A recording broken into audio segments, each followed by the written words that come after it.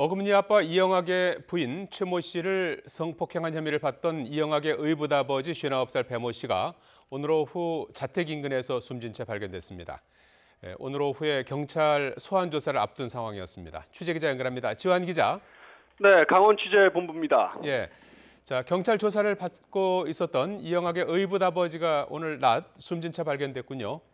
네, 그렇습니다. 어금니 아빠 이영학의 부인 최모 씨를 성폭행한 혐의를 받고 있던 이영학의 의붓아버지죠. 59살 배모 씨가 오늘 오후 집 인근에서 숨진 채 발견됐습니다. 배 씨의 집은 강원도 영월군 상동읍에 있는데요. 오늘 오후 1시 25분쯤 집 앞 비닐하우스에서 목을 매 숨져 있는 것을 이영학의 어머니 57살 김모 씨가 발견해 경찰에 신고했습니다.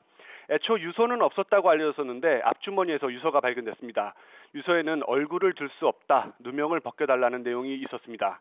이영학의 의붓아버지 배 씨의 며느리 성폭행 사건은 이영학이 딸 친구인 여중생 A양을 살해한 사건의 시작과 서로 밀접하게 연관이 있는데요.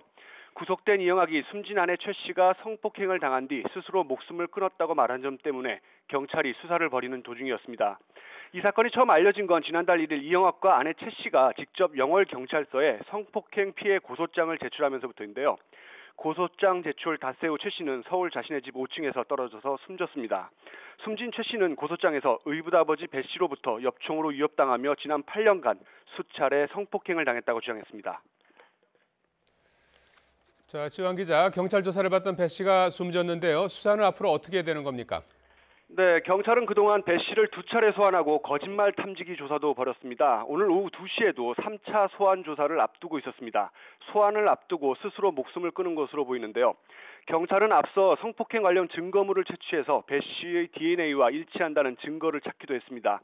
이에 대해 숨진 배 씨는 처음엔 성관계가 없었다고 주장을 하다가 이 DNA 증거가 나오자 성관계는 맞지만 성폭행은 아니었다고 말을 바꾸기도 했는데요. 하지만 검찰은 배 씨에 대한 압수수색이나 체포영장에 대해선 피해 진술의 신빙성을 확보하라며 여러 차례 기각하기도 했습니다. 아무래도 며느리 성폭행 혐의로 경찰 조사가 집중되는 상황에서 심적 부담을 느낀 의붓아버지 배 씨가 스스로 목숨을 끊었을 가능성이 큰 것으로 보이는데요. 경찰은 지금까지의 수사 결과를 토대로 조만간 배 씨의 신병을 처리할 계획이었지만 이 당사자 배 씨가 숨지고 법원에 심판을 청구할 수 있는 공소권이 없어지면서 이 성폭행 혐의는 사실관계를 정확하게 풀지 못한 채 종결될 것으로 보입니다. 지금까지 강원 취재본부에서 YTN 지환입니다.